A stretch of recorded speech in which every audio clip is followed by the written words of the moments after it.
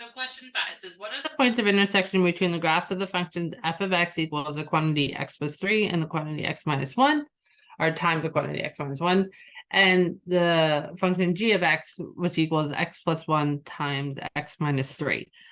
So as soon as we see the idea of point of intersection, my classes should remember that we did those 5 steps on the blue paper in our composition book. So step 1 just says to set them equal to each other, because we want to figure out when these two equations would equal each other. That's when the points of intersection would show up. So we set them equal to each other. The second step is that we need to write them in standard form. So we need to do the box for the left side.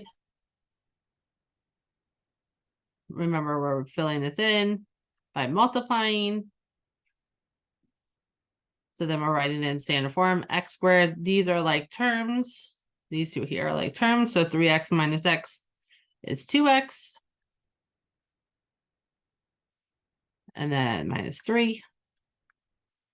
Then we need to do standard form for this side. So another box with x plus 1 and x minus 3.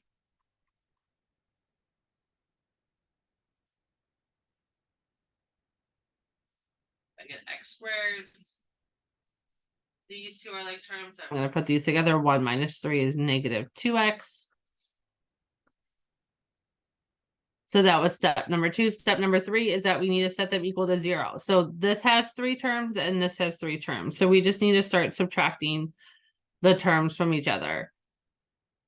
So it doesn't really matter which side you start subtracting first. So I'm just going to move all of these on the right side over to the left side. So I'm going to subtract negative x squared and then line that up with the x squared on this side. That crosses this off.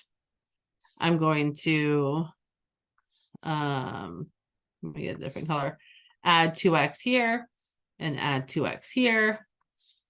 And then I'm going to add 3 here to cross this off and add 3 here. Sorry, I should have showed you that this crosses off. So all of this equals 0. Now over here, x squared minus x squared, that also crosses off. So that's gone. 2x plus 2x is 4x.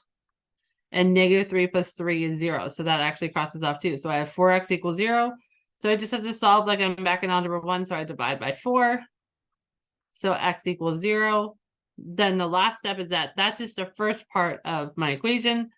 So I need to plug that in for 0. And then I pick either equation, whichever one looks easier. So I'm going to take 0 and plug it in here, and 0 and plug it in here. So that would be 0 plus 3 times 0 minus 1. That would give me 3 times negative 1. So this would be negative 3. Now this one only has one solution. Remember we talked about that they could have 0 solutions. They could never cross each other. So it could be like a quadratic like this and a line down here and they would never cross each other. Or they could cross twice. It could look like this.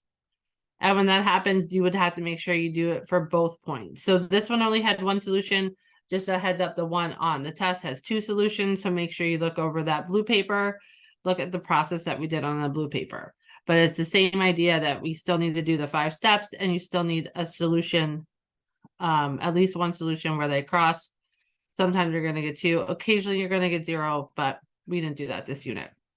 So that's it for number 5.